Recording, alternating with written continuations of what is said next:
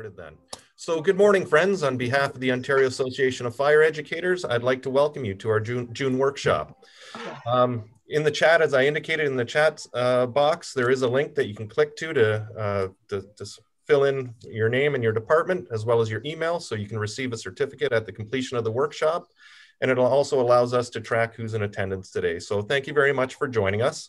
When we looked at what we were going to do for the June workshop, you know, the executive were thinking, okay, with some of the announcements that came out of the provincial government with options to families to continue online learning and or back into classroom in September, we wanted to connect you with different programs that could be used both online as well as in the class, but also with different technologies that could be used and that are being used currently out there by different public educators across the province. So we reached out and we've had a lot of people that came forward with great programs and technologies. So we're trying to balance the two.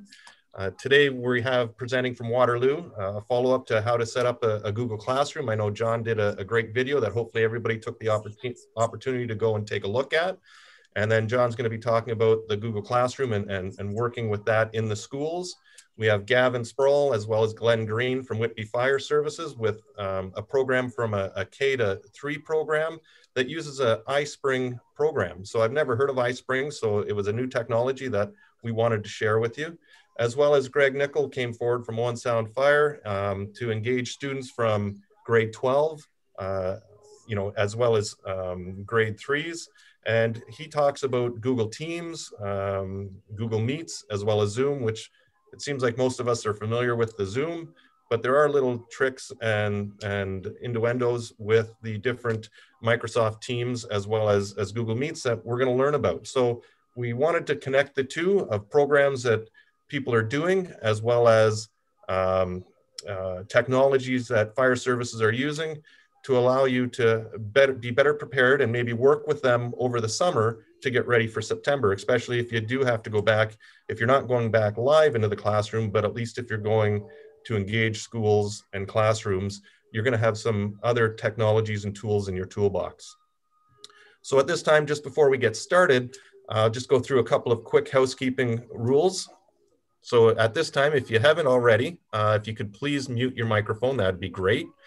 There's a chat box found at the bottom of the screen. If you click on the chat box, it'll pop up on your right-hand side, and then you can type your comments and questions. And after each workshop, we will go and check the inbox, which Shannon will be following. And if we have any questions, we'll get the presenters to answer those questions at that time. If you want to see the speaker and the slide at the same time, hover your mouse over the top of your screen and there's various screen configurations that you can choose from or select. You know, we don't have technical support on this presentation, so once we go live with the slides, we won't be able to see you. So if you have technical problems, type them in the chat box, and as public educators do, we'll start to help each other. If you are having audio issues, please check to see what your setting is. I know beforehand in our little chat window, we had one of our members that couldn't get their headphone working. So make sure that you check to make sure it's set to earphones or headphones. And if not, it should be set on the computer audio. So we will run about 90 minutes with the 3 presentations. We'll take a break after the second presentation from the town of Whitby for a quick 5 minutes refreshment break. And then we'll get back and finish up with Greg. This session will be recorded and then sent out to all participants. So at this time, I guess I will be handing it over to John Percy from the Waterloo Fire Service and his presentations. Great, thanks, Kevin, and good morning, everyone, and thank you to the executive, the OFE, having me here this morning. I hope everyone's doing well this June 23rd as we get ready to head into the summer. So good morning, everyone. My name is John Percy, Public Education Officer with the City of Waterloo Fire Rescue, and I'm here this morning to do a presentation on a Google Classroom that I created. So as Kevin mentioned, there is a video of kind of a quick how-to TED Talk, how to put one together. So if you haven't had a chance, take a look at it. So what I'm going to do is I'm going to share my screen. I'm going to bring this up. All right. And Kevin, can you see my screen so far? Yes, I can. Okay, thank you, Kevin. Appreciate it. All right, so I will bring it up. So everyone, this is a little overview of our Google Classroom that we created in our hopes to, with COVID-19, to help educate the community. So I'll go through it here as we go. So as you probably have already seen the video, this is a quick snapshot of our classroom. Oh. Yes, sorry. Sorry, I thought I heard someone. Sorry about that. This is just a photo snapshot of our classroom, Waterloo Fire Rescue, Fire and Life Safety, Public Education, that I created basically March of last year. So just a little bit of details. So like everybody else, we had to follow COVID-19 protocol and we had to pivot really quickly. So what happened was when the provincial announcement came up pretty much March of 2020, I had already had a whole bunch of elementary schools I was scheduled to go to, and then that was put on pause. So I had to stop for a second and I had to really just evaluate and think, how would I continue education during a pandemic? Because as everyone's aware and known, that under the Fire Protection and Prevention Act, we still have a duty to do education, and the province of Ontario Fire Marshal's Office and Emergency Management did not allow that to be stopped in any category. So I had to really think about how was I going to continue education during a pandemic. And what I started first was I actually researched our school boards here in the region of Waterloo. I researched our district public school board, our Catholic school board, and our private school board.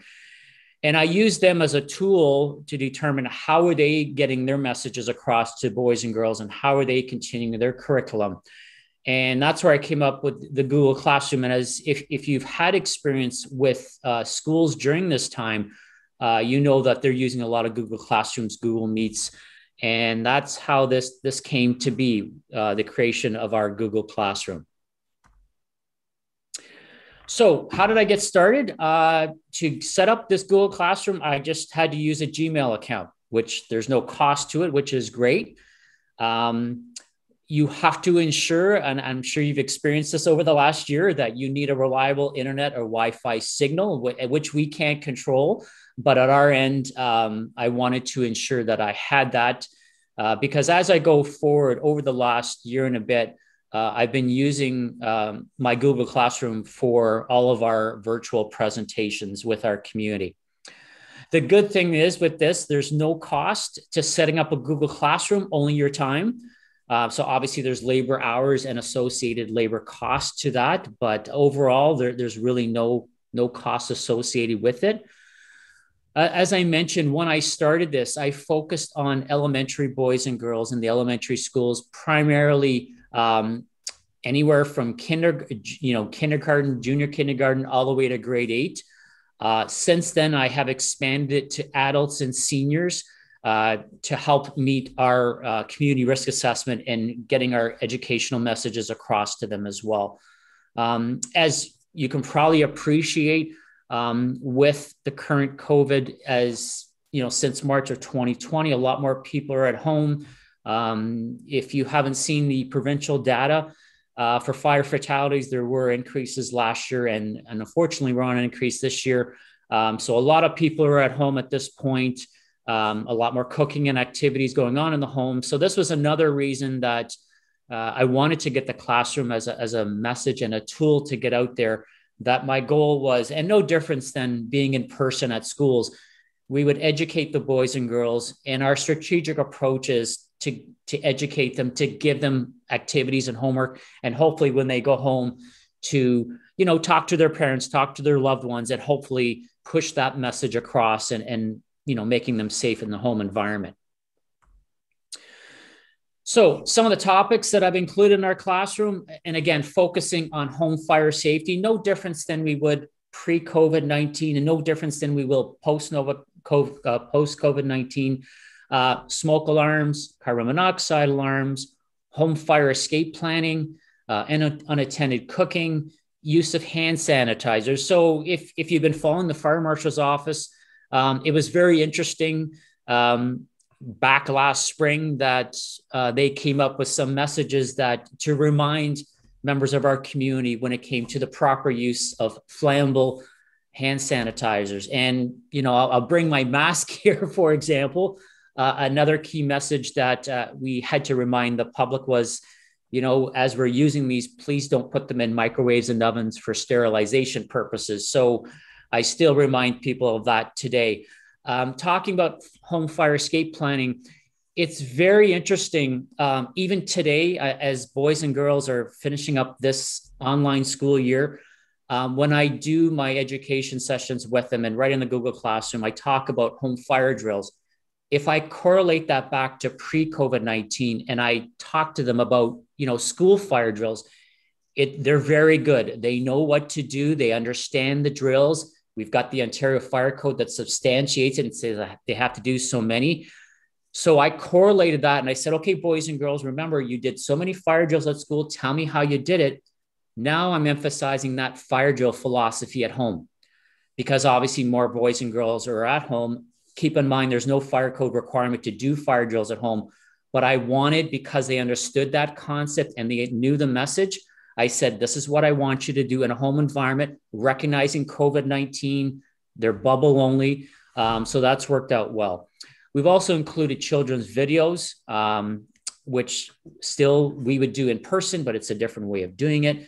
We were very lucky. We had some firefighters who are willing to be taped to do videos of themselves with their PPE, their personal protective equipment, the equipment on the trucks.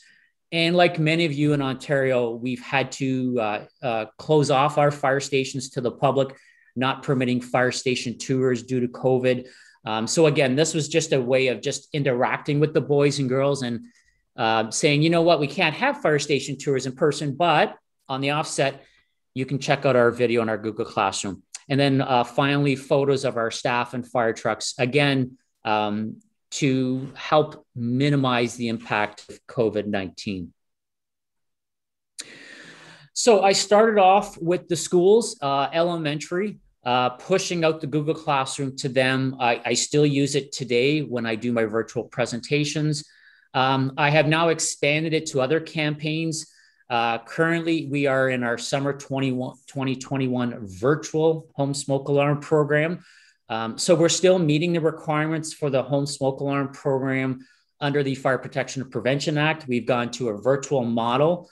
So I've been really advertising and pushing it out there to satisfy that requirement. As a lot of you are aware, we had many fatalities in the province in 2020. We have seen an increase this year. So again, I'm using my Google Classroom as an advertising board to make the community aware of the number of fire fatalities that we've seen, and just to bring that increased awareness and education to them. So again, my ultimate goal is that once they go into the Google Classroom, they will learn, they will implement those safety measures in their home environment. I've also used it for our last month Emergency Preparedness Week. So I use that as a platform when I was doing school presentations. I was doing fire and life safety education, but I was also including this week as well. I use this platform for our Fire Prevention Week last year, and I will also use it as a tool to provide virtual education in our Fire Prevention Week of 2021 coming up in October of this year. Lessons learned. So yeah, great tool, but there were a little bit of challenges. So as I mentioned before, you just need a Google Gmail account to sign in. Initially, one of the challenges when I was reaching out to the school board, so again, I've been using this platform to do virtual presentations because keep in mind, the schools out here in the region of Waterloo, Google Classroom is their main platform to get their school curriculum through. The challenge with that I found initially was when teachers at the schools and even the students, when they wanted to sign in, they were trying their school board email address and it wouldn't work. And the reason I was told through the school boards is because of their security software and their firewalls, it wouldn't permit it. So I had to go back and ask the teachers and staff and students to use a Gmail account. So just keep that in mind. And again, that's what I've experienced it here. Once they went to a personal Gmail account, totally fine. Currently, we're at 134 students that have registered for the classroom. I just checked this morning, we're up to 147. So we're very pleased that there's been a big interest with our Google Classroom. Again, I've reached out to our public, our Catholic and private school boards as using this as a resource. So again, when they're talking about, community helpers and, fire and life safety and 911, I just direct them to our Google Classroom as a resource, which they've really liked. So they've given us great feedback. And what I have found is they like the fact that we're still reaching out to them, that we're still here, just in a different format as an emergency service in a municipality. I have given them classwork, as we like to call it in Google Classroom. It's homework for students. So I've reached out to them to say, you know what, this is a good time to check your smoke and carbon monoxide alarms. One other thing that I haven't included here that was a bit of a challenge, as schools, because they use Google Classroom as their main platform, if you're going to do presentations with them, they will typically send you what they call a Google Meet, almost like it's almost like a computer invitation or a Zoom Meet invitation. I have found some challenges with Google Meet. And again, from what the teachers have told me is because their school boards have those firewall barriers, they've had to send it to me, usually on a second time, they would have to resend the invitation. So that's been a bit of a challenge for some of the schools. So just keep that in mind if you're working with the schools and they're sending you Google Meet invitations. As you can see at the bottom here, we have created door knockers that we would typically pre-COVID-19 give out to our community based on our community risk assessment. Our two non-English languages are Mandarin and Arabic. And again, these resources are advertised and can be found on our classroom. So talking about our virtual home smoke alarm program this year, I've got photos on there. I'm going to get some videos. Again, it's just our way of trying to reach out to our community, meeting our community risk assessment to make sure as our number one line of defense, providing public education as per the Fire Marshal's office and our community risk assessment. This is just another way of us to reach out, even though we can't do it in person. And there's my contact information. There's my email. There's our Twitter account. I'm not a great marketing person. That was the best I could do with the poster on the right. I did what I could, but it made for just to get the attention. So everyone watching, there is our class code if you want to sign in. Please feel free to use it as a template for your fire department. If you want to use that, I have no objection with sharing the information. Again, it's just a template for you, but thank you for your time. If you have any questions, please reach out now. If not, there's my email. Follow us on Twitter. You can always send me a DM or come visit us on our classroom. But thank you for your time, everybody. I appreciate it. Oh, thank you very much, John.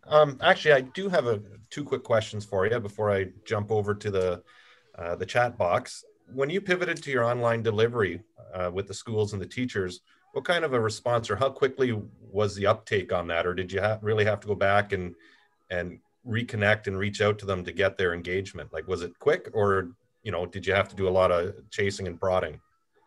Really good question, Kevin. So initially, there was a little bit of, they weren't sure of where I was going with this in this Google Classroom and this online platform.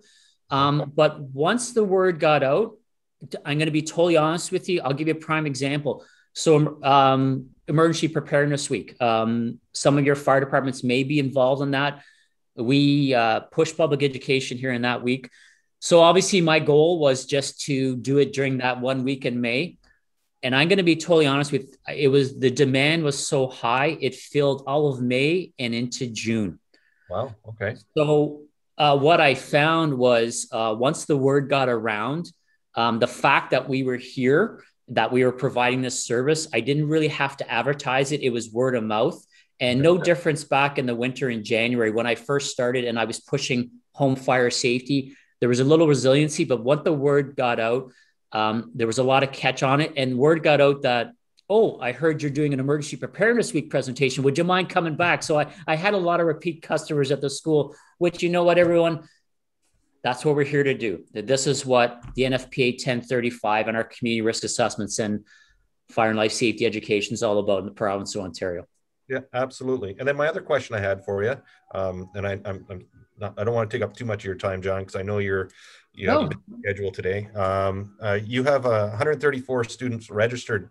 Does that include teachers, or is that just the students that have to register to come in? That is actually students, teachers, and members of the community. Okay. No, that's great. Okay. Thank you for that clarification. You're welcome. Okay. So Shannon, yes. I think we got a couple questions in the chat box. Yep. There's actually a few of them in there. So I'll start at the top with Jillian's.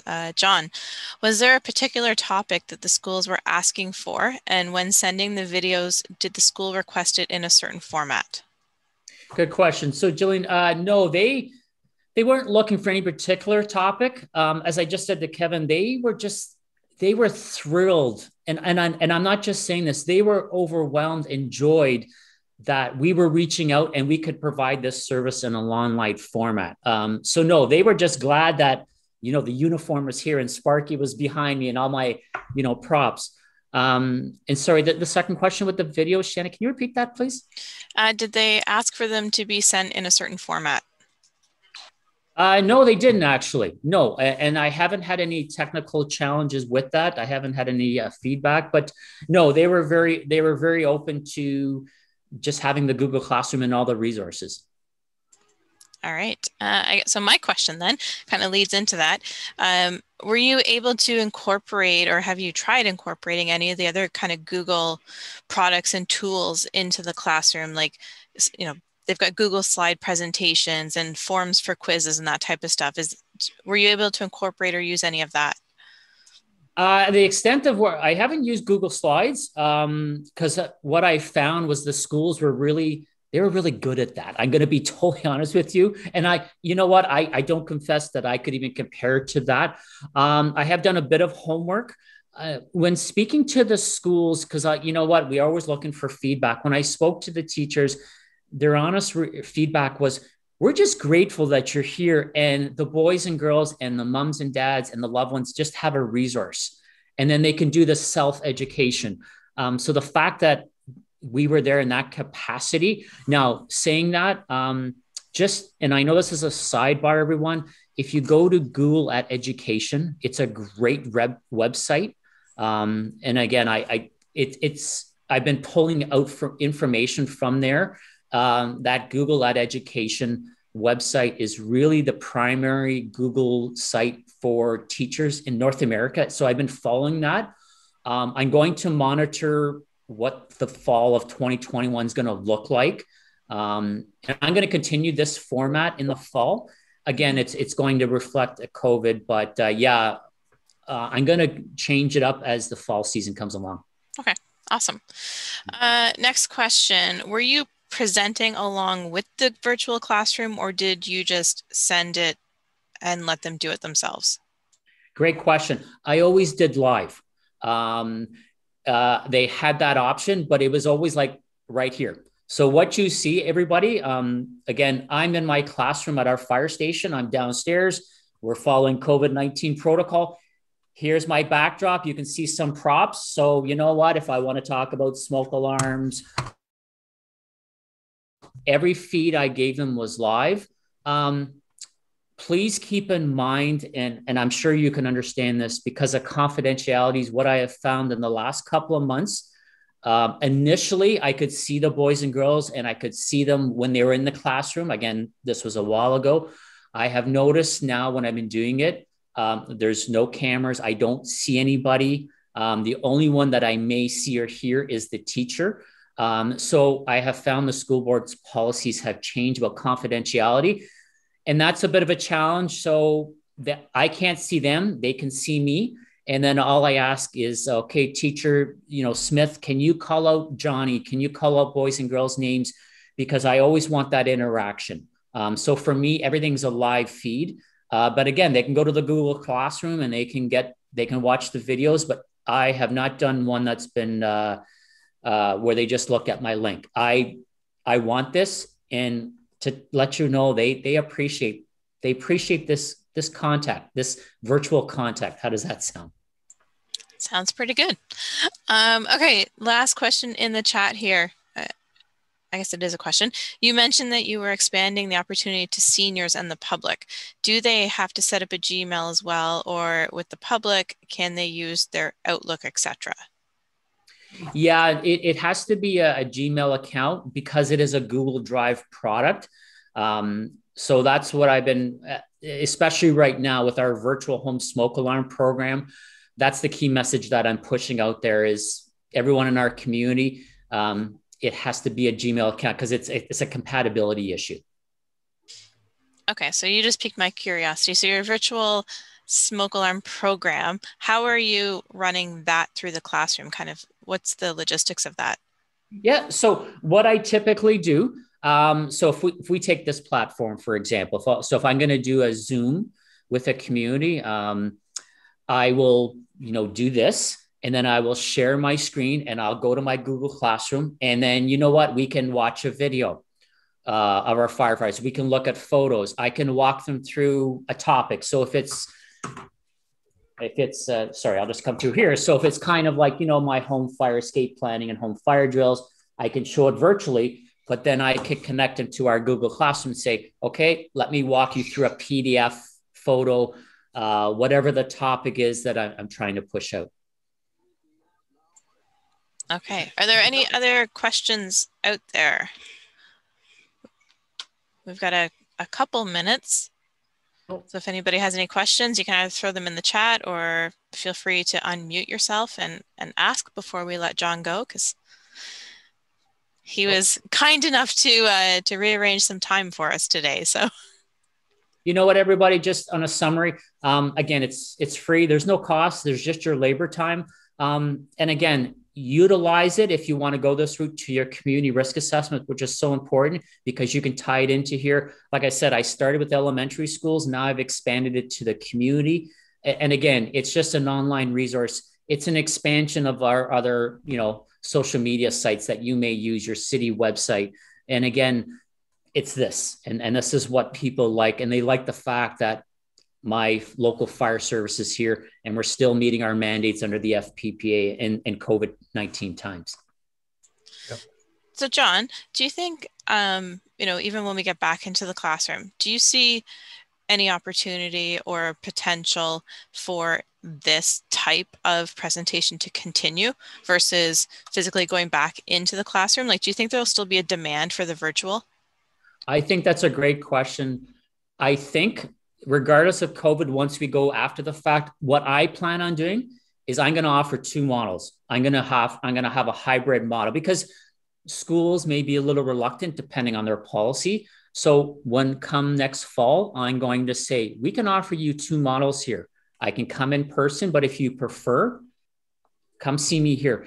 And to be honest with you, this I have been able to reach out to more people in the community, more schools, more education, more presentations. I don't have to go too far from upstairs from my office, but yes, I want to provide a hybrid model going forward.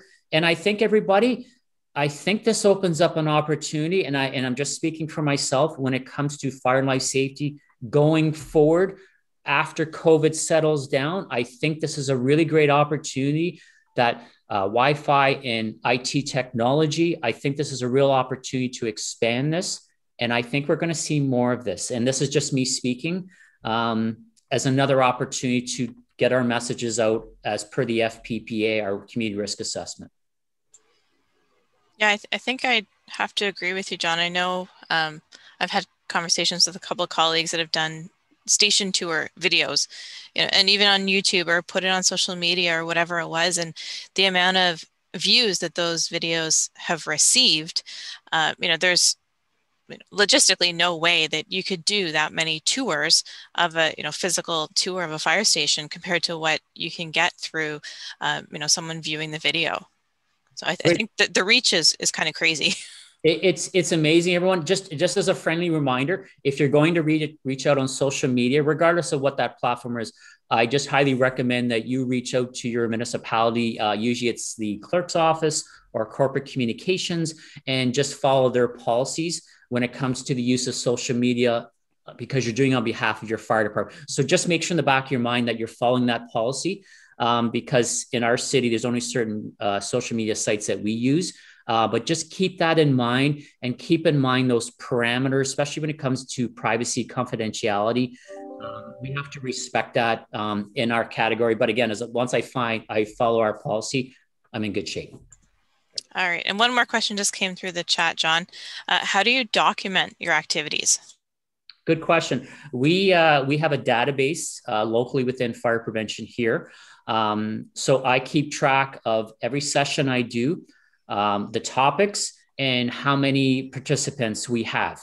So like we have here today, we have 63. I can document 63.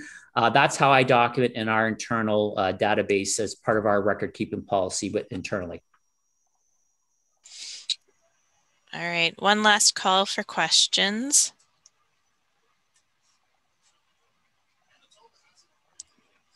No, I think that's it for now, John and Shannon. So John, thank you so much for coming on today and sharing your program with us on your Google Classroom. I'll encourage everybody to, if you haven't already, to take the opportunity to go to the OAFE website. John put together a quick overview of the Google Classroom that can be shared and viewed. And of course, if any questions come up, we have John's contact information here. And I really do agree with you on that. I think this has been a great opportunity for the fire service and public educators and fire prevention officers to grow and expand their community outreach. And I think you're right, moving forward, there is an opportunity here to offer. I know we're looking at the same type of a hybrid system of partially in the class, but also offering that online. And especially with parents having that option now to enroll their children in an online school next year. I think this is going to be a great opportunity for educators across the province. So again, John, thank you for sharing your expertise, your program, and the knowledge that you've gained through your Google Classroom. So thank you. Great. Thanks, everyone. Thanks for your time. Wish you guys all a safe summer. Be safe, be well, stay positive, and we'll see you guys in the future. Absolutely, John. Thank you. Thank you, everybody. Have a good day. Okay. So.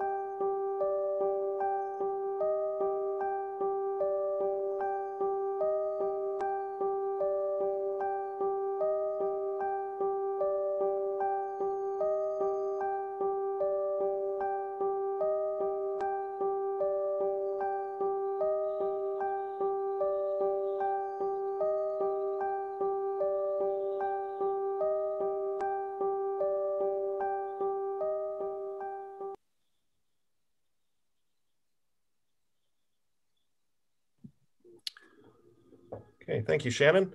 So at this time, we're going to be looking at a new technology, well, new to me anyways, and perhaps new to some others as well, the Ispring program that Whitby Fire used to develop their K to grade 3 Fire Academy program. So at this time, we'll call upon Gavin and Glenn. If we could get you guys up, that'll be great. Thank you very much for having me, Kevin. Hi, Gavin. Glenn couldn't make it today, unfortunately, so I'll just be filling in the program. Absolutely. Thank you. Thank you guys very much for having me. I'll share my screen.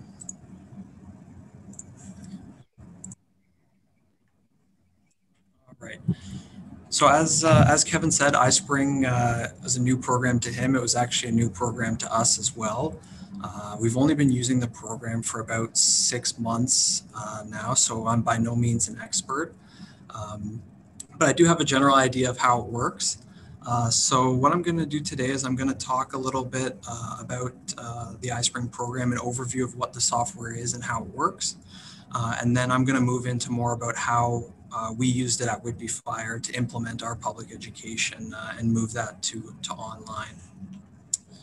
So I actually made this presentation using Ispring. So what you see here is a published course. This is what it would look like when you published an Ispring course. So we'll get right into it.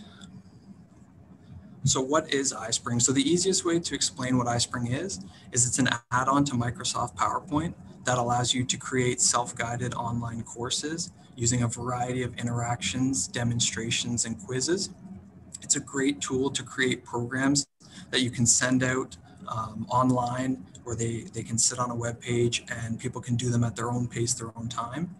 So I have a video here to show you. It's actually from Ispring. It's a little bit of a marketing pitch or a sales video, but it gives a good demonstration about what the software is.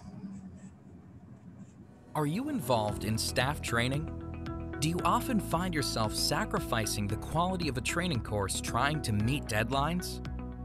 No more compromising between speed and quality. With Ispring Suite, it's fast and easy to produce a compelling and effective learning experience. Ispring Suite delivers a powerful set of tools for course creation, including a huge library of visual assets, a personal cloud storage for instant sharing, and professional support and customer training. Let's say you need to quickly onboard new hires. Introduce them to your company's practices with an interactive course. Put it together in moments using built-in templates that can be customized with your own fonts, colors, and graphics. Finding assets won't interrupt the design process. You can browse thousands of characters, locations, objects, and icons right from the built-in library. Don't overload your slides with lists and instructions. Pack a ton of information into visual interactions tailored to achieve different learning objectives. Enhance courses with testing to assess each trainee's understanding of the material and bridge skill gaps with instant feedback. Make professional training videos with experts a part of your training program to boost retention and expand your staff expertise. When training your frontline staff, include hands-on conversation simulations to increase their performance and build confidence. Let your employees learn it all on the go. With Ispring's mobile-optimized content, you only need to design and support one single course that works great on all devices. What's more, you can send your courses to a personal cloud storage and share them with one click. If you get stuck at any step, don't panic. Our award-winning support heroes are on the way. Our commitment to excellent service is reflected in our industry-leading satisfaction ratings.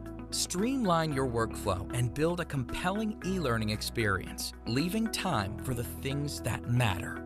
Go ahead and start accelerating your e-learning with Ispring Suite. Are you involved?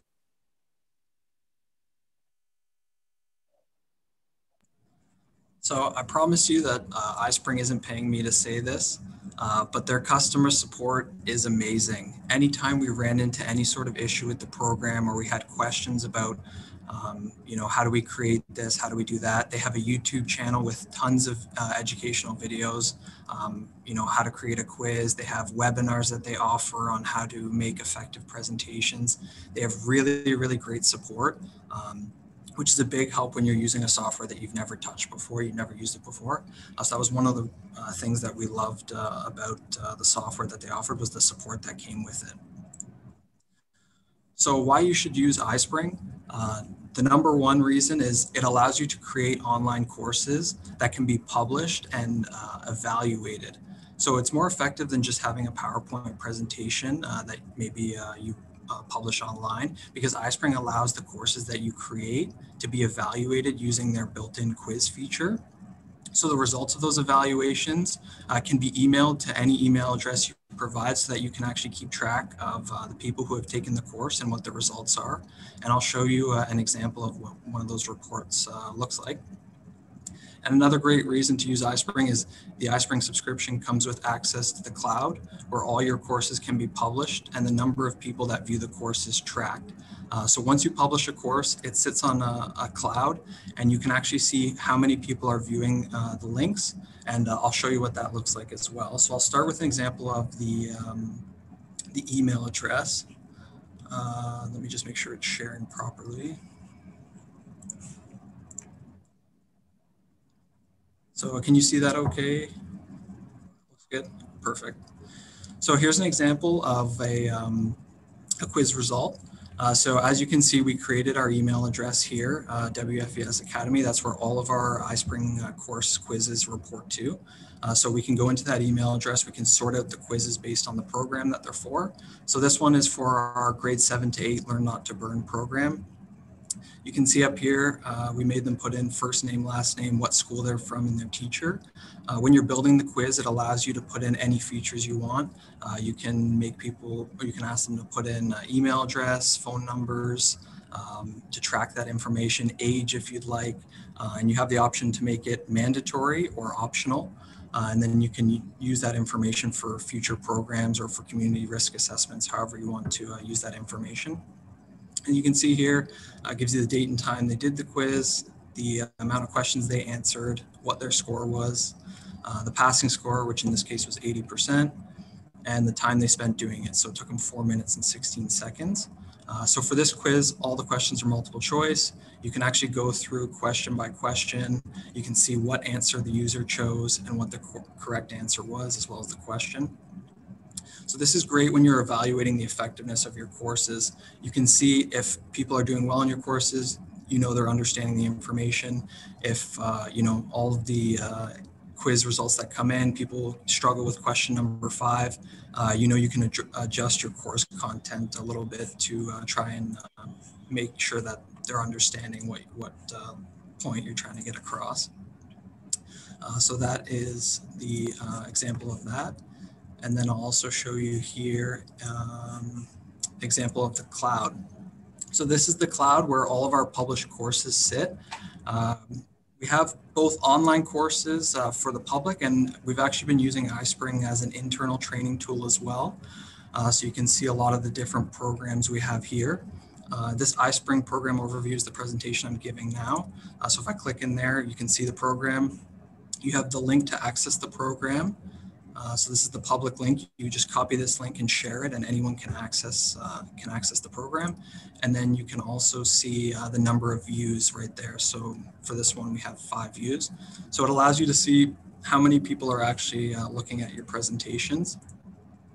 And again, gives you a number of participants that are taking the course. All right, and next I'm going to talk about what is required to get started with Ispring. So I actually made this slide as an interaction in Ispring. This is an Ispring feature just to give you guys an idea of sort of what a finished interaction would look like. So you have an introduction screen here that says what is required to get started with Ispring, and then it moves into sort of a processed timeline idea. So technology required to get started with Ispring. Very simple. All you need is a Microsoft PowerPoint application and an Ispring Suite subscription. So you can see from this ribbon down here, Ispring really is just a add-on to Microsoft PowerPoint. So once you pay for your subscription, download the software, it sits on just a ribbon, a tab on the ribbon, and you have all their features that they offer. You can record audio, record video. If you want to make a quiz or an interaction, you can add YouTube videos to your presentation. They have a great content library of slide templates that are already created for you, and you can just modify them with your information. Characters, backgrounds, objects. They have a very, very big library of all sorts of different stuff. They have great backgrounds of fire department vehicles. They have firefighters and their characters that you can use as well. So they have a very, very big library of items for us to use. So that's all you need for technology. Very simple, Microsoft PowerPoint and an Ispring Suite subscription to get started. And then approvals required. So in order to obtain the Ispring subscription, we started with a presentation to our senior management team using a trial version of Ispring. so that we could demonstrate sort of our idea of where we wanted to go with the course. So I believe you can reach out to Ispring and they'll give you, I think it's a 7-day trial. It could be a little bit longer. I wasn't quite as involved with that process, but it's good to get the trial out there. You can play around with the software, see how it works for you, if you like what it does before you actually purchase the subscription.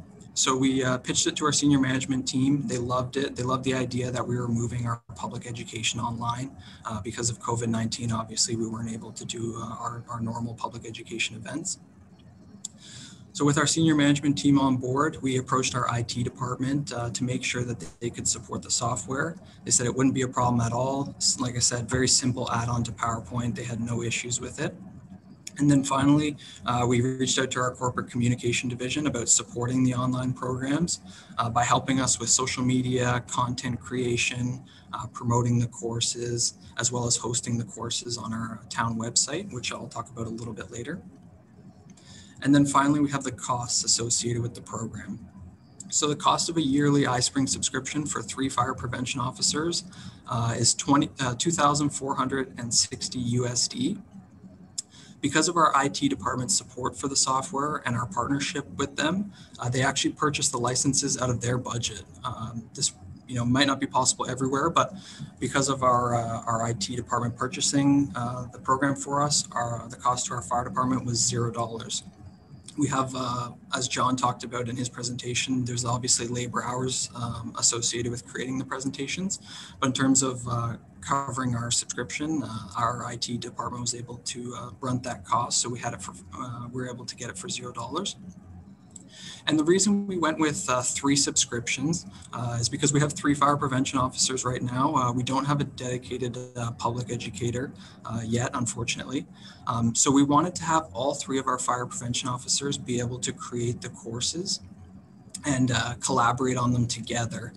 So with the 3 subscriptions, we're able to share the courses with each other. I can work on a project for a little bit and then pass it off to another fire prevention officer who can work on it. So it's really good if you have a team that you want to collaborate together with. And our idea sort of in the future is to start with the 3 subscriptions, create a lot of the courses that we want to create.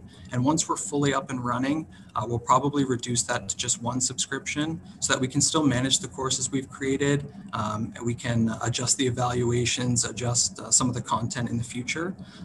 And then that can cut down on some of that cost as well. And then a quick demonstration of how Ispring works. So as I talked about before, creating an Ispring presentation is as simple as creating a PowerPoint presentation. The only difference is Ispring gives you the ability to add some extra features like an interaction or a quiz. I wish I could show you it live, but I think with sharing my screen and trying to run Microsoft PowerPoint and Ispring all together would probably end up crashing it. So I do have 2 videos from Ispring. I'll just show you a portion of them. One is how you would create an interaction, and the other is creating a quiz. So I'll just show you those. Hey there. In this video, I'm going to show you how to create an interaction with Ispring Suite. Interactions are a great way to create deeply interactive online content for your e-learning courses without having to know any programming. All interactions are published to HTML5 format, which looks great on a desktop or laptop computer, tablet, or smartphone. Let's get started. Let's get started by opening Ispring Suite. Then head on down to Interactions. Now choose Create. You can choose from 14 different interaction templates to present information, like steps, a guided image, a hotspot, and much more. Let's use the accordion template. Here we go. Now we can go ahead and start entering our information. You can change the title right up here, then put some text right down here. If you head to Insert, you can add media content. Let's add a picture. Looks good. Don't forget, you can insert a bunch of other cool media content like video, audio, or characters, backgrounds, and objects from the Ispring content library. You also have the option to enable an intro slide, which is separate from the template slides, and add new panels with the Add Panel button. When you're done, you'll have a nice fluid series of panels that make it easy for your learners to absorb new information. You can fine-tune the properties and colors of your interaction up here. Let's take a look at properties. You can enable or disable the title, choose a text animation, and choose whether or not your navigation buttons will be visible. You can choose the size of your interaction up here. You can also access the color settings right here and create your own custom presets. To save your settings, just apply and close. Okay, let's go ahead and publish this interaction.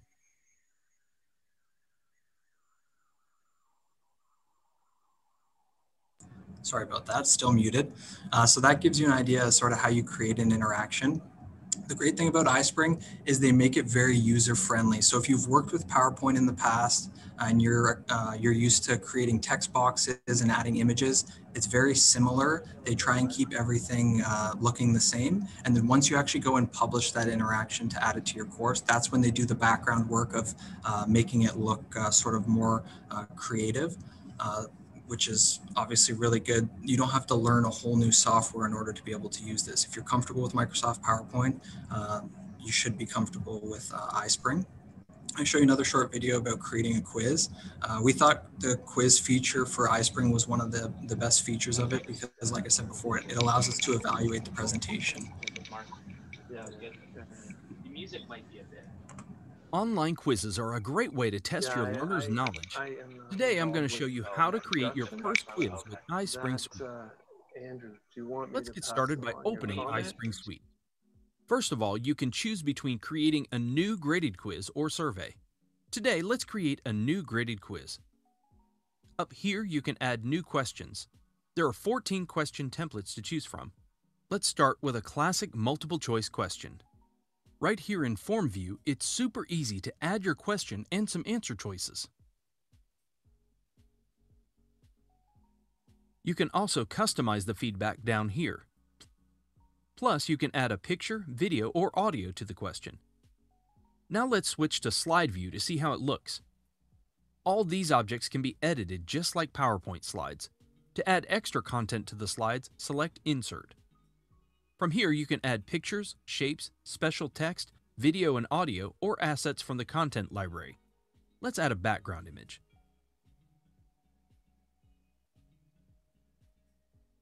Over here on the right are the slide options. I can change whether it's a graded or survey question, plus the feedback, branching, score, number of attempts, time limit, and shuffle the answer choices. Now I'm going to go up here and customize the quiz player. Here you can change the features, user navigation, colors, and text labels. If I head into the color options, I can pick a preset color scheme from this menu, or choose my own colors down here. I like this preset, so I'll apply and close. To further fine-tune your quiz, just go to the Properties menu. Here you can configure main properties, quiz scoring, question properties, question list, and reporting options. So this reporting option right here is where you can actually enter in your email address and have the quiz results report directly to that email. So you can have the quiz be sent to you if it's passed or failed. You can have it sent to you only if it's failed, only if it's passed. And you can choose whether or not you want the user's answers in the report or if you just want their score so that you can keep track of how many people are doing the presentation, if they're understanding the material or not. This has been a really, really big feature for us because we're able to go through, check all of our programs. We can add up all our scores and say we have an average score of say 85%. And it kind of gives us an idea of what programs are working and what programs aren't working. So the quiz feature in Ispring, very, very good feature. They talked about it briefly too. They have 14 different questions. So it doesn't all have to be multiple choice. You can do matching questions. They have drag and drop picture questions. So what we did is depending on the course we created and the audience that we were trying to reach, we sort of modified our quizzes. So for our younger audiences, we used the picture, drag and drop pictures. We had some matching questions. So it doesn't always have to be multiple choice. There's lots of different options for you to use. That's just a quick demonstration on how to use the interaction and the quiz features in Ispring. There's a lot more features. I haven't touched half of the stuff that's in there. There's a lot of customization that we haven't touched yet, but we hope to get there soon. So now that you have a general idea of what Ispring is and how it works, I'm going to talk more about how we used it at Whitby. So the first thing we did is we created the Whitby Fire Safety Academy. So in May of 2021, only last month, we officially launched the Whitby Fire Safety Academy webpage, which was our way of creating an online platform for our public education. We wanted an area where people could go and get all of our information, all of our online public education in one spot. So to date, we have created 7 self-directed online courses that cover topics from learn not to burn, distracted driving, older adult fire and life safety. So age groups from young kids, kindergarten, grade 1, all the way up to older adults and seniors. We created something for everybody. And the great thing about these programs is that they're available online 24/7. So people can complete the programs whenever it's convenient for them and at their own pace. As many of us know, doing public education, sometimes the hardest part is getting people to show up. Everyone's very, very busy, has a lot of time conflicts. So when you're trying to run an event, it can be tough to get people out to that event. So the nice thing about having these programs online, they're always up there. If someone wants to do a course at 3, 4 o'clock in the morning because they can't sleep, it's an option for them. It's always up there and available, which is a great benefit to doing this online education. I believe Shannon talked about it earlier. The ability for us to reach a larger audience than we would typically be able to do by giving presentations in person. This is just another avenue where you can reach a large number of people without putting in all of those man hours of going out, doing all these presentations. It all sits online. It's available to them whenever they want it. So I'll show you what our webpage looks like.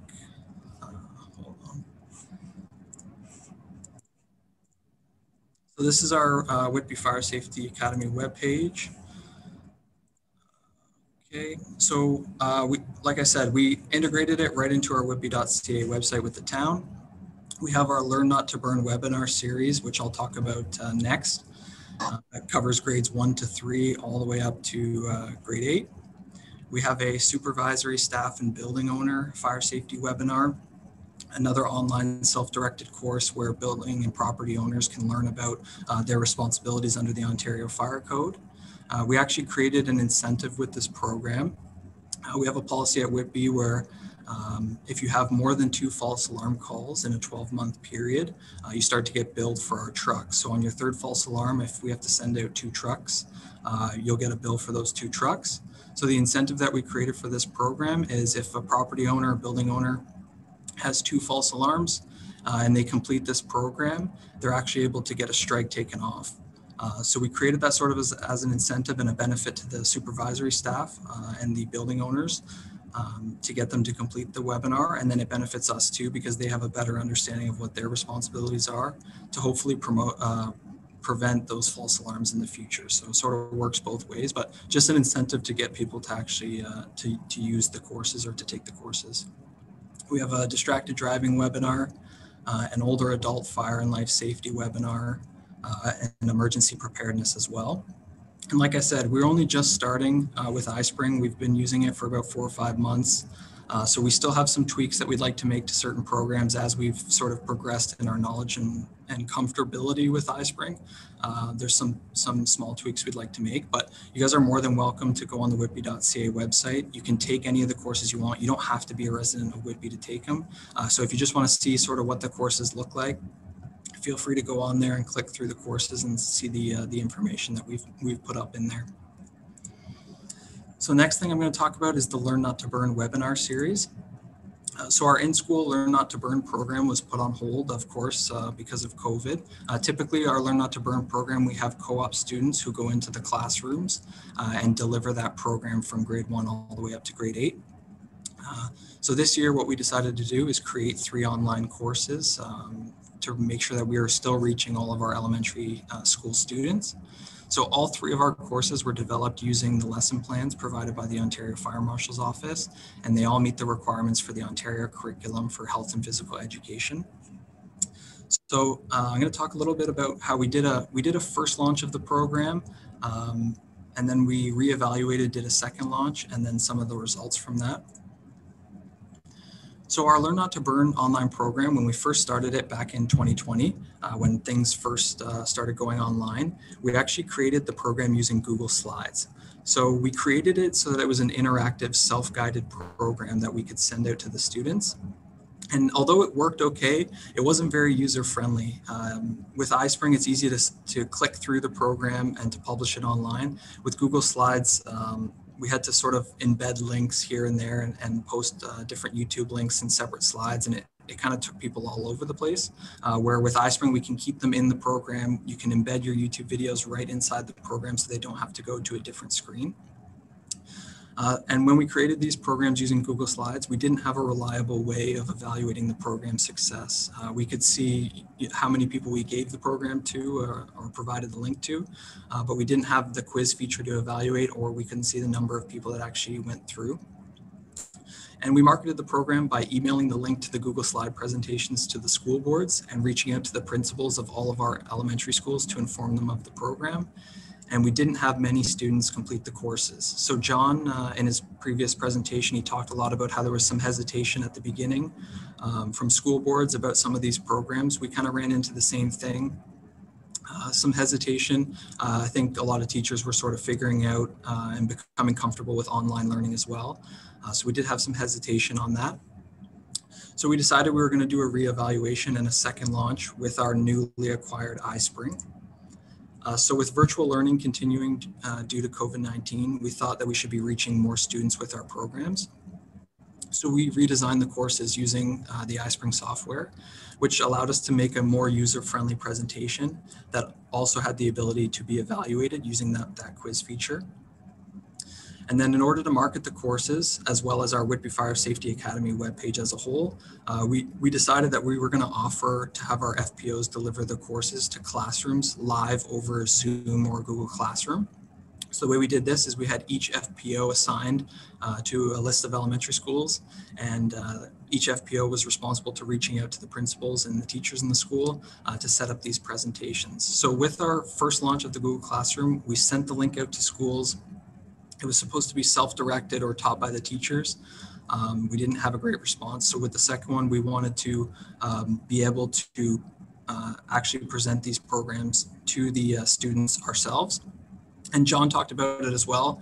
The teachers absolutely love the idea of us coming into the classroom just to be a different face, for the kids to see someone who's not the teacher. You know, all the kids are you know, it's tough to learn online. So having someone different come in to talk about something different than their everyday thing, the teachers were thrilled about it. The uptake from the schools was amazing. And we had a ton of teachers reach out about setting up presentations. So some results from that. So during our first launch, we had a very small number of students complete the course, and we didn't really have a reliable way of evaluating our success. During our second launch, our FPOs were able to deliver the program to over 1,900 students just in the month of May alone. So just last month, we were able to give the program to 1,900 elementary school students from grade 1 all the way up to grade 8. So very, very successful program. We were able to get the quiz results from those presentations and use those to evaluate the presentations and the courses going forward so that we can make the adjustments that we need.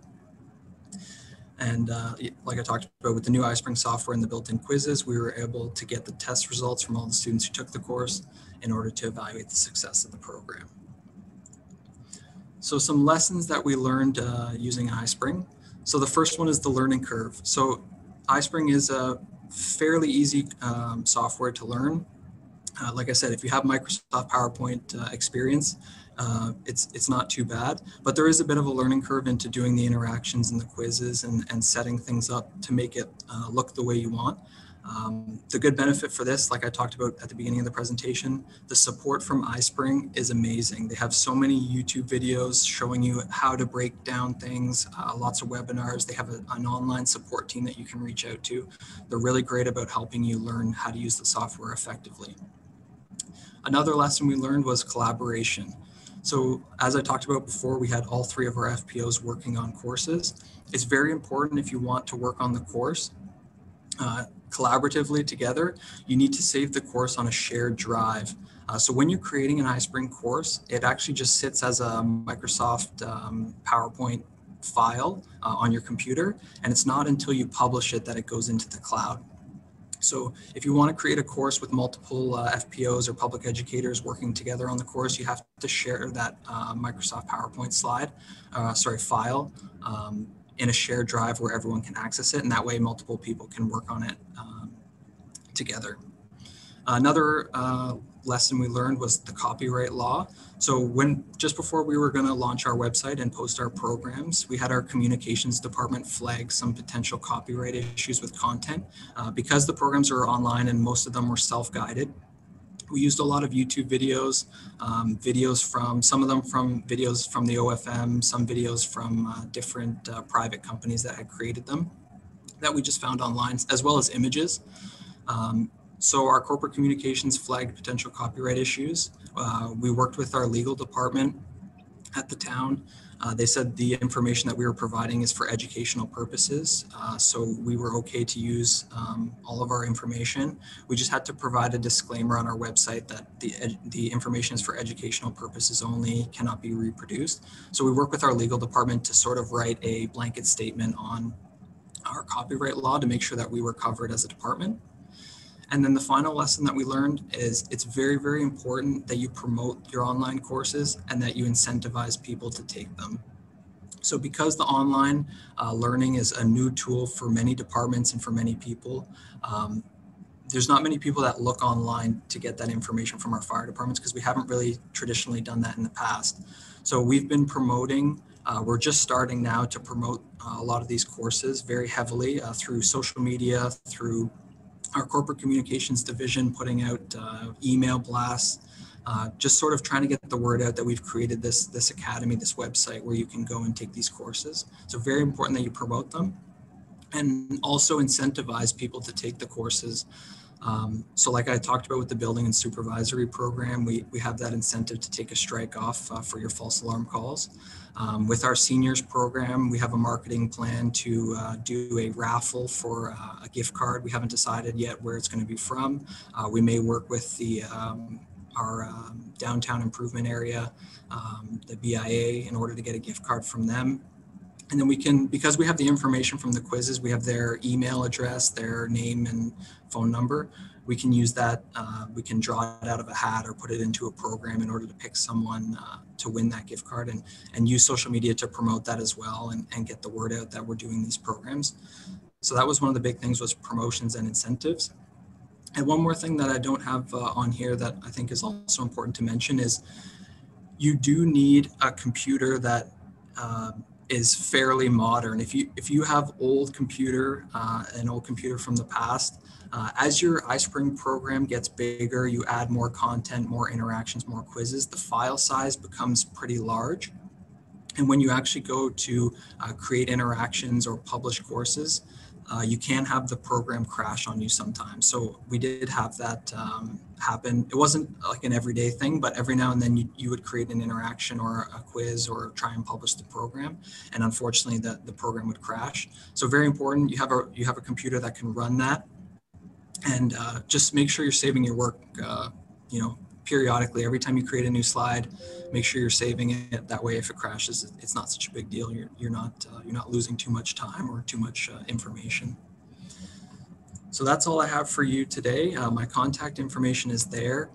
If you have any questions about the Ispring program, feel free to reach out to me anytime. I can try and answer your questions. If I can't answer it, I can hopefully direct you in the right direction. But thank you guys very much for having me. Really appreciate it. So Gavin, I know at the beginning you said you weren't being paid as a sales rep for them, but perhaps that you should reconsider that. You did a great job. So thank you very much with sharing all this information. But before we flip over to Shannon for the questions, I had a quick question for you. I know originally the program was designed to be a self-directed, self-learning.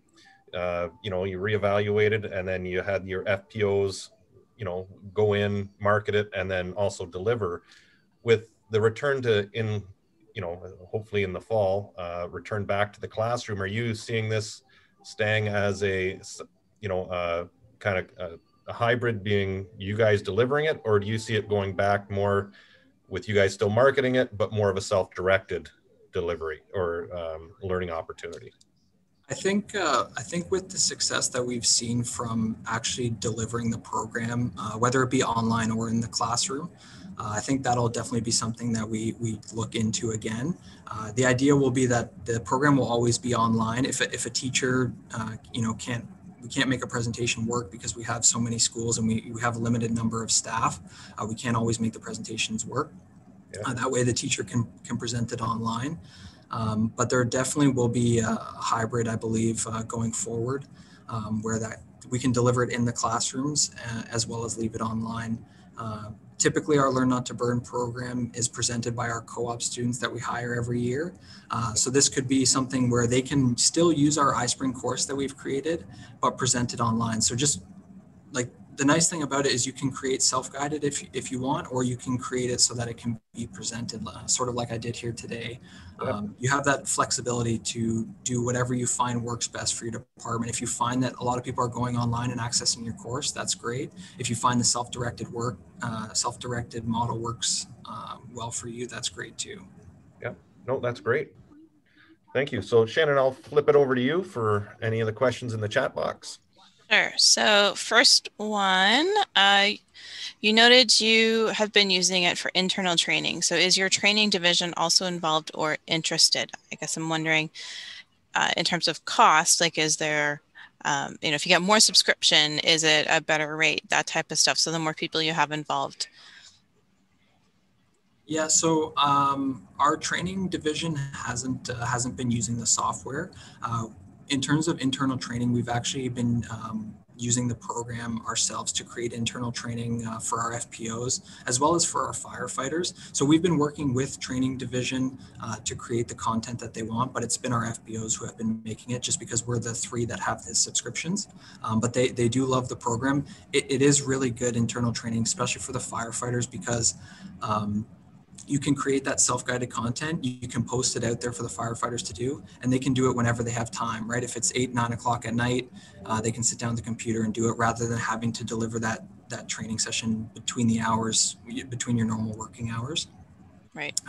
In terms of the subscription being cheaper the more people you add, unfortunately, I'm not too sure about that. I wasn't involved in the actual purchasing of the agreement, so I don't know how it works in terms of licensing and the more users you have.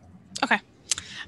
Next question. There's quite a few of them in here about pictures and that type of stuff. So the first one, can you upload your own pictures with an upgrade option? Or I guess in general, are you able to use your own pictures? I'm assuming since you've got some Whitby Fire guys on the screen there that you probably are. But can you explain? Yep. Yeah. So it's just like PowerPoint. When you're creating it in PowerPoint, you can still use your own pictures. You don't have to use the content that Ispring provides. Ispring's content is sort of just a bonus on top. If you have department photos, or I know some departments already pay for like a stock photo subscription as well, you can use all that content. You can upload it just as you would normally on a PowerPoint. It's as simple as going into the tab, hitting insert picture and making it. So like you said here with this screen here in the background, that's our own photo that I've added as a background, and then our logo as well. Okay. Along with the photos, can you use photos from Google, which obviously I'm assuming yes, or do you have to purchase the rights for the photos if they are outside of Ispring? Yeah, so that was kind of the internal discussions we had regarding that copyright law that I spoke a little bit about. Right. From our legal department standpoint, we were fine to use Google Photos. Any photo that we found on the internet, we've used in our courses, simply because our courses are for educational purposes and falls under the educational materials underneath the copyright law. So we have lots of programs with YouTube videos that are public, as well as Google Photos that are not necessarily from the OFM or our fire department. They're just photos that we found online and have used. Okay. Next question, with the subscription, are there different levels, or do you get access to everything once you have a subscription? That's a good question. So there are different levels. Again, I'm not too familiar with the purchasing aspect of it and how the subscription works, but when I was putting together this presentation, I did look around a little bit, and I noticed they do have a subscription. I believe it's called Ispring Suite Max, I think. And it allows you to actually, that collaboration piece I talked about, you can collaborate online, save your files online and do it all like that. That's a service that we don't have. So I'm assuming it's an additional cost to that as well. But in terms of like the tier list, I'm not too familiar, unfortunately. Okay. Next question. You talked about the collaboration, so this one goes with that. Did your marketing team have to make sure the courses match branding guidelines? So we did have some discussions about the branding guidelines as well. Again, this was a little bit more so upper management discussions that I wasn't really involved in, but I know there was discussions between us and the town of Whitby in terms of keeping branding similar, as well as accessibility, online accessibility, and that sort of thing. So we had to make sure, for example, for a lot of our self-directed, or actually all of our self-directed courses, in order to meet accessibility, we actually recorded all of the information in like visual via text and also audio. So if you click on any of our courses, you can see there's actually one of our FPOs reading the information on the slide, reading it out. So for people who are visually impaired, they can actually just listen to the presentation and still sort of get that information. So that was discussions that were had about corporate branding and accessibility as well. Okay, and I think this might be the last one, kind of along that legal side. So following up on Julie's message, any feedback on the information not being AODA compliant, or were any suggestions given?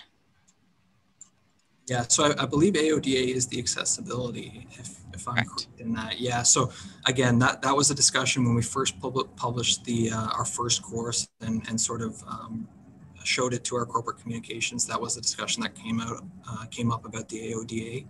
So we work with them in order to make, again, not too familiar with the AODA, but I know there were some discussions about font sizes, having audio and video and those sorts of things. So we definitely sort of ran into that as a bit of an obstacle that we had to work through, but our corporate communications and legal department were great help with that as well. Perfect. I think that's all of the questions that are in the chat. If anybody else has any, throw them in there now. Otherwise, I will turn it back to Kevin. I think that's all the questions. Okay.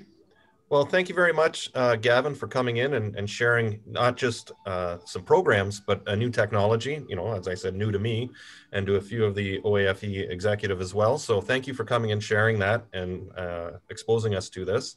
Thank you for sharing your programs from your K to 8, as well as your emergency preparedness that we can access and take a look at on your website. So thank you very much. And at this time, I think we're going to take a quick 5-minute break, and then we'll come back after 5 minutes. Okay, welcome back, everyone. This is just a reminder, if you haven't signed in yet, please do so. There is a link that's been added into the chat, the bottom of the chat. Please click on that, add in your information to ensure that you get your certificate of attendance. And just before we get started, on to our last presentation, I believe there's a short video.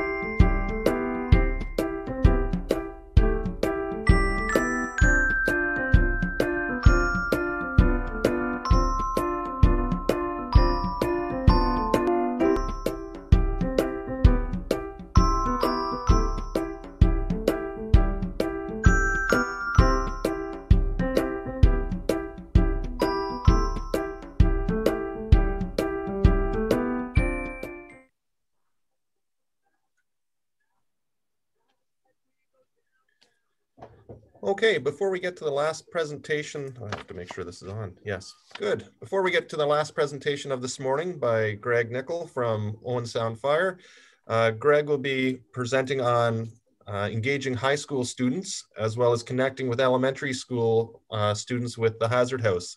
And I think he's going to talk about the different platforms that he's been exposed to, being Microsoft Teams, Google Meets, and of course, Zoom, which we're all using today. So at this time, I'll hand it over to Greg for his presentation.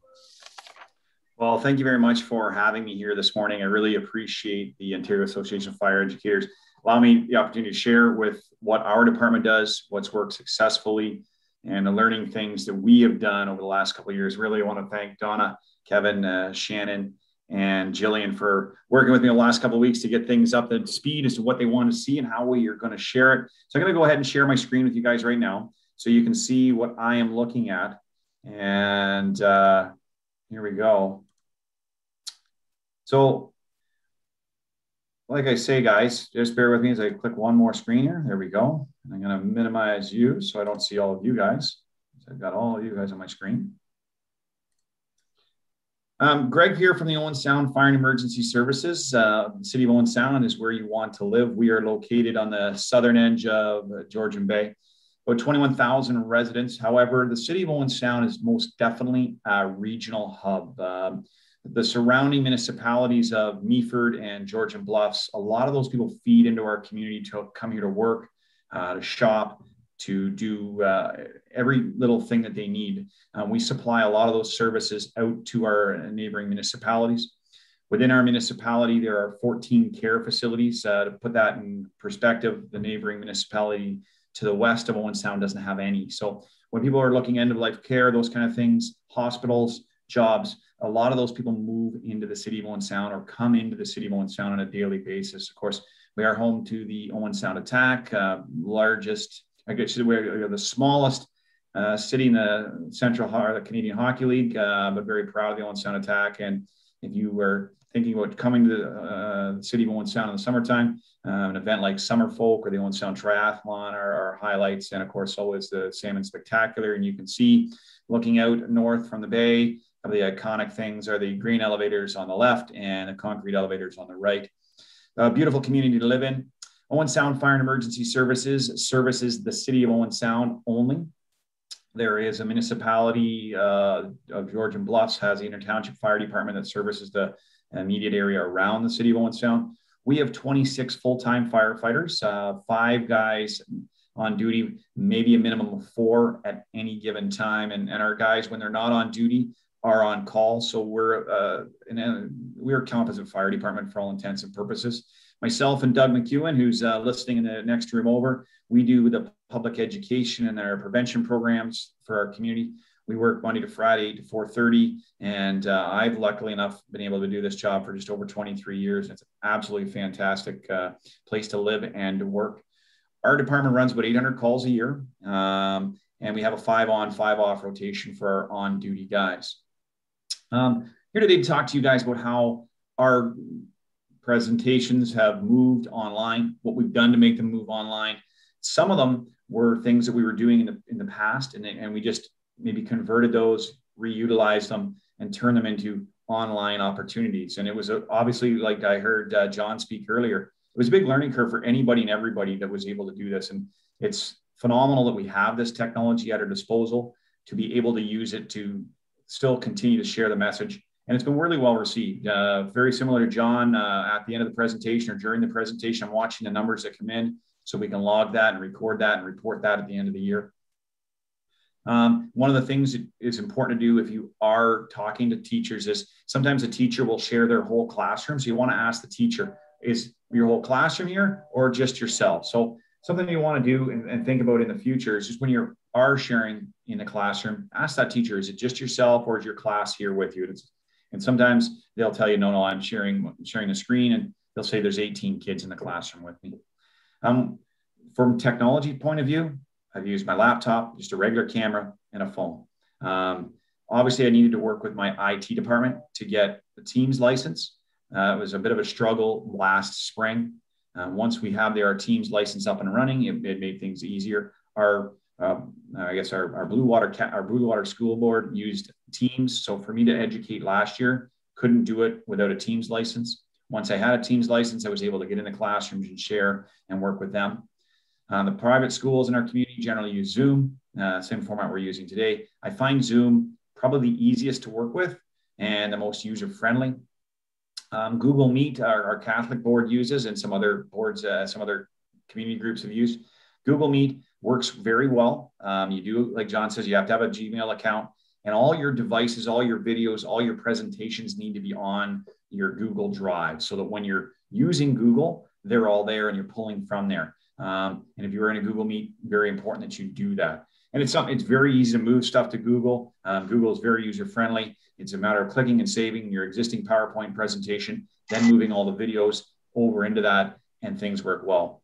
I did have to work with my friends at IT to get Zoom and apps on my phone and onto my computers. They're easy to work with. I used Teams app for a firefighter tour and a station tour. We just recently received a new aerial fire truck. So some of the grade 1 classes that were coming to the station normally under normal times, they would visit with me via the Teams app. I'd have a set of wireless headphones on so I could hear the conversation. And like John, all my stuff is live so that we can interact with the students, interact with the teachers, and answer questions all the way through. So the Teams app and Zoom app worked very well for a station tour and a fire truck tour. We took them up the top of the ladder, let them look around, and it was quite an opportunity. For a lot of the presentations I do, I'm a bit of a media junkie. I watch the stories that happen across the province, happen across North America, to see, hey, how we can ask and answer those questions. Not that long ago, we had the large fire in London, England. And of course, a couple of days later, the high-rise building in our community, we only have a couple, reached out and said, hey, Greg, can you come and talk to us about a fire? Absolutely. I went over. We had a great conversation about how safe their building was. I laid a lot of concerns about the building.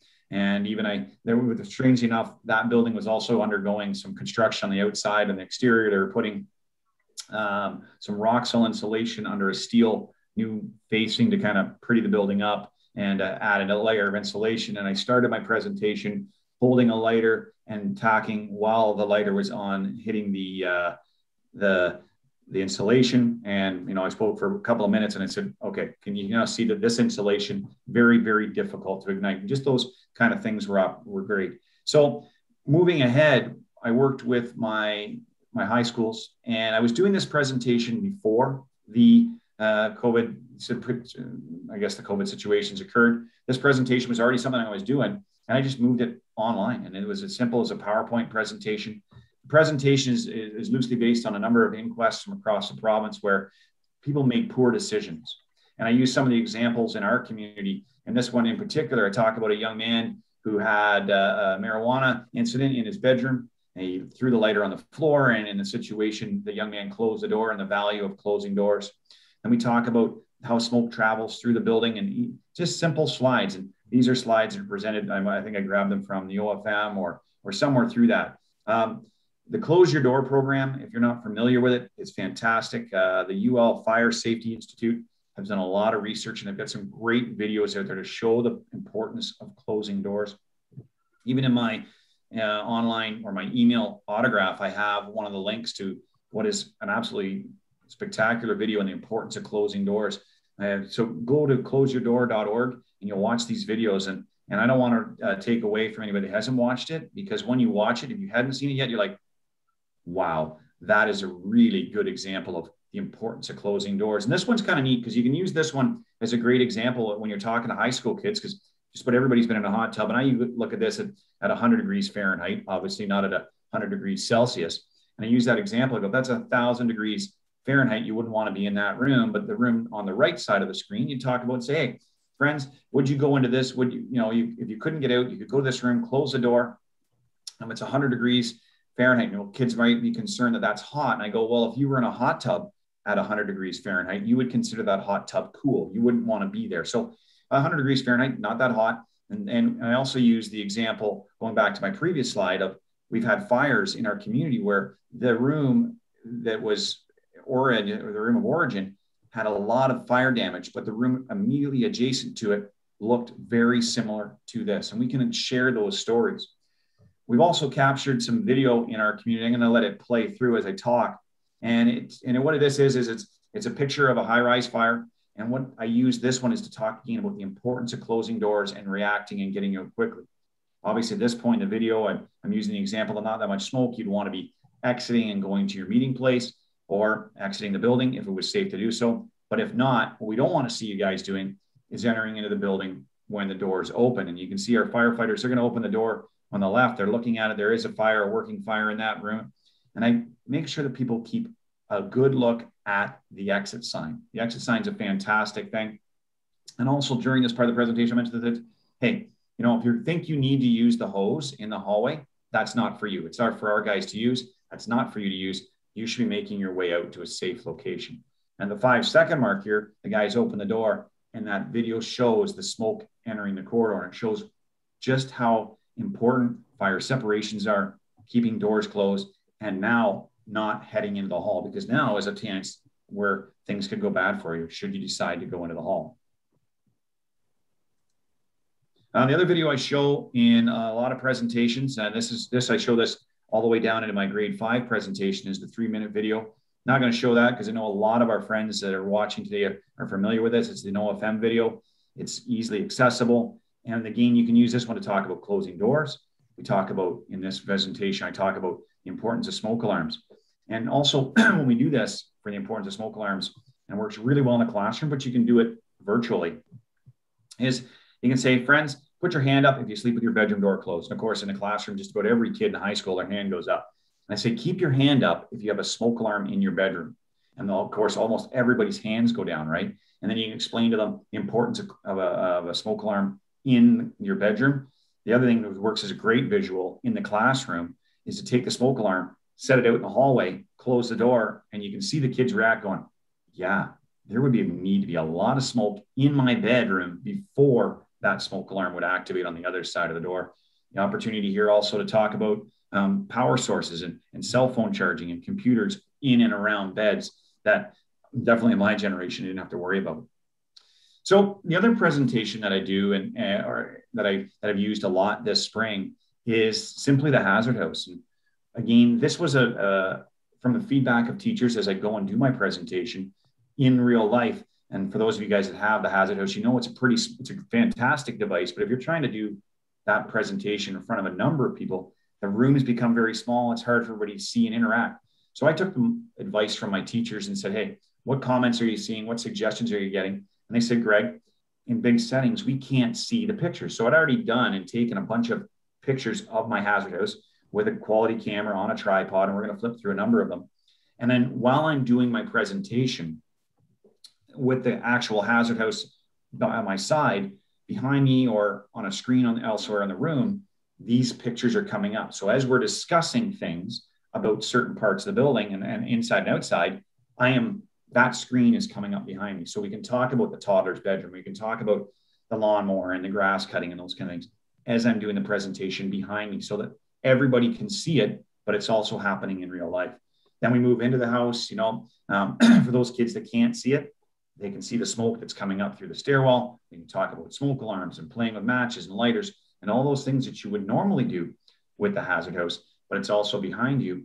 And then while you're doing it online, you're taking them through the slide, you're discussing things. And like John did, I saw John do this. He did a couple of these things with a smoke alarm or a home fire escape plan that you're bringing in front of your screen to show, or depending on the age group, my good friend Sparky the fire dog comes out and we can talk about him inside or outside. And Sparky the fire dog at my station, because I'm such an avid cyclist, also wears a bike helmet. And we talk about wearing the right gear that the hazard house does facilitate. We talk, of course, about kitchens, and there's lots of opportunities in scenarios here. This slide lets you talk about the opportunities to put fires out, keeping kitchens clean. And then, of course, the very next slide that pops up is right there. And you can see the pictures were taken by a quality camera. And I did some cutting and pasting and added them to the presentation so that when it's happening behind me in a live format, that's what pops up. And then online, it's simple. You can see it and it's easy to discuss. So obviously lots of lessons were learned over the last 12 months. I mean, like I said earlier, we all got much better with our computers. I now have on my desk, I have 2 computers because computers will fail. One of the issues I had is started doing presentations, especially when I was working from home, which we were doing a few months ago. And you do one presentation, everything went well. You click off, you click on to the next class, and my computer wasn't working. So what had happened was my mic had failed. And I didn't know that. Obviously, at my house, when I was working from home, my internet was dropping, and sometimes, as it happens here in rural Ontario. So sometimes I would boost off my phone if it was available. If not, I was making my way back to the fire station and working in a closed office like I am right now. I really encourage the chat feature, especially for older students from grades 5 and up. But I always have the teacher monitor, similar to what we're doing today. Those questions are going to come out at you. And I encourage the questions to come out during the presentation, so we don't have to go back. Like I said earlier, Google Meet, those presentation and videos must be saved in Google Drive to present. Always, always, always test it out. Doug McEwen and I worked a lot back and forth, because as I'm giving you this presentation right now, I'm only seeing what basically you are seeing. I don't get the reaction. I don't see what the screen looks like. So when you're using a new software the first time, play with it, get comfortable with it. You can't break it, but you obviously don't want to go to a presentation and it not work right. I'd heard John say earlier too about let the teacher arrange the meeting. That was something I would do. I would contact the teachers directly via email, say, hey, I want to come into your class, and when can we do it? And I would let one teacher, because some of the schools that you go to might have grade 6 classes. So I would let one grade 6 teacher arrange that presentation, send me the link in whatever format it was coming, then I would go in and visit at that time. So let the teacher arrange the meeting. And sometimes that's for security purposes, as if anything. I heard John say this earlier too. Relationships with schools are absolutely important. So like I said just moments ago, to contact the principal, said, hey, I want to do this. Well, these are the age groups we do. In the spring, we do 1, 3, 6, and 12. In the fall, I do kindergarten 2, 4, and 5, and grade 12. In the public system, I reached out and used grade 12 English. The reason for that is everybody has to take grade 12 English in the public system. Our Catholic board in our community said, you know what, Greg, we'd rather you jump into our religion class. It's kind of a class that everybody has to take as well. So I jump into their grade 12 religion class. And for example, yesterday, there was 14 kids in the grade 12 religion class. There are 9 schools in our community, and there is public, private, and Catholic. Obviously, when you're there, be vibrant, be excited to visit. The kids are looking for a change. The teachers want to change. And it's just fun to be there. I mean, kids want to listen. And I've had great feedback from my coworkers at City Hall where their kids have been in classes and said, hey, now we had to go home and check our smoke alarms. We had to check our home wire escape plan. We had to talk about our meeting place. And like I showed you, I brought out a prop. I brought out props and was able to answer those questions very quickly and easily, and have those available for you to be ready for you. And I can't stress enough, be friendly, be open, be honest, answer those questions. And when I'm doing my questions, as somebody comes on, I go, hey, John, you're on the air, or Betsy, you're on the air. What's your question? And then we answer that question and go through it very, very good. So I want to thank my OAFE friends for letting me come in. If anybody has any questions about the presentations I did, how I did it, the communication we do for schools, please don't be afraid to reach out to me here at the office by giving me a call or send us an email. Very easy to talk to. We're open to share stuff. Like this is nothing that I wouldn't feel that I couldn't share. It's very easy to do. The costs are very, very low. And I think it's pretty effective. So I'm just going to stop sharing my screen, or maybe I'll leave that on there. Does anybody have any questions about my presentation or the things that I talk about? So there was one question in the chat, Greg. When you discuss close your door, do you ensure they have smoke alarms in their bedrooms? And I think you did touch on that, but do you ensure that they have smoke alarms in their bedrooms? And what if the fire starts in their bedroom? I do. I stress that. So I say, because that's the example, right? You're using that smoke alarm outside the bedroom door to say, because you can see the kids almost light up and go, there's a problem here, because they've just watched that 3-minute video. They've just watched the video of the fire in the hall. So now they know how important doors are and what they actually do, right? So then I say, okay, if you guys are sleeping with your door closed tonight, you're getting yourself a smoke alarm in your bedroom, or you're going to open your door 4 or 5 inches. You're still going to get privacy. However, it will allow, if a fire starts in your room, for that smoke to get out and hit the smoke alarm. That's a good question. Thank you. And Greg, I had a quick question. You had some great pictures of the hazard house. Do you mind sharing those if somebody wanted to borrow them? Because it looks like you did all the work with cropping them already and that. Do you mind sharing those? Not at all. I would share the whole presentation. It'd probably be easier for me to share either the PDF for them or whatever, because it's the same hazard house all the way through. And Now it's the old hazard house jeepers. Mine's probably 15 years old. I shouldn't say mine, our fire departments. So I know there's been some newer models come out, and one of the changes that Model Tech made is they made things bigger so that people could see them easier. Yeah, no, I think that's a great idea that you have about putting it up on the screen while you're in the classroom. I think that's a great thought. So it doesn't look like there's any other questions at this time, but I wanted to thank you, Greg, for coming on and, you know, sharing how you transitioned from in live personal training in the classroom to going online and sharing the struggles that you went through and some of the things to give us some thoughts to think about, some tips for planning ahead when we try to use Google Teams, Google Meets, or obviously Zoom. I also like the resources that you provided with the closeyourdoor.org. Actually, I'm going to go visit that site because I've never heard of it before. So thank you for sharing that. Oh, you're going to be astonished when you watch the video, especially when guys in the fire service, when you watch the first video, and if anybody has seen it, it's like, that is an absolute, I don't want to ruin it for you. It's like a great movie. Please don't, because I'm going to go check it out now. Yeah. And then, of course, you know, the great teaching tips for correlating with the high school students and, you know, getting that buy-in from them. So thank you very much for sharing today on your experiences of shifting to online. So at this time, this brings our webinar or our workshop to a close for today. I'd like to thank everybody on behalf of the Ontario Association of Fire Educators for attending today and participating. I'd really like to thank the presenters today, John, Gavin, and Greg, for coming on and not just sharing their programs, but their experiences with the technologies and some of the new technologies that are being used. So thank you very much. And again, before you log off, if you haven't, there is a link in the chat box. So if you can go there, make sure you sign in so we can send you off your certificate of attendance. I'd like to just say, stay safe this holiday, you know, this summer, during the summer holidays. Get out and enjoy the great weather, as I think we've all deserved it after what we've gone through dealing with the COVID. So we'll be in touch soon. Thank you very much.